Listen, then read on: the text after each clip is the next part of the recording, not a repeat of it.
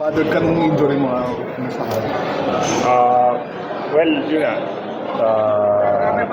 Unfortunate na yung last game 6 pa, game 5 pa nangyari, tapos game 6 closer pa. Actually, kagabi pa ako, medyo naano sa injury kasi kagabi nag-MRI ako sa St. Luke's. Then, after na MRI, medyo malabo yung naging yung sa MRI, yung film. So hindi nakita yung injury. Then kaninang 1:30 yata, nasa Mandaluyong naman ako para mag-second MRI para makita talaga kung ano yung...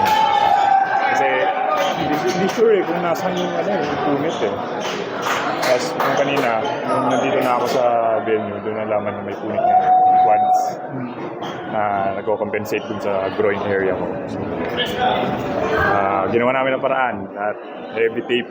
Hanggang ngayon, hindi ko pa tinatanggal. So, para magkaroon lang ng at least ma-assist lang makapaglakad ako ng maayos. Pero, kaya ka naman sana.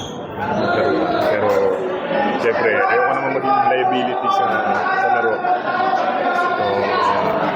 So, nakita naman sa laro kanina na medyo nag-aalangan ako sa mga hapak ko, sa palog ko. So, siguro, in-game decision din kanina, in-game din talaga. Pero nga, ginawa ka pa start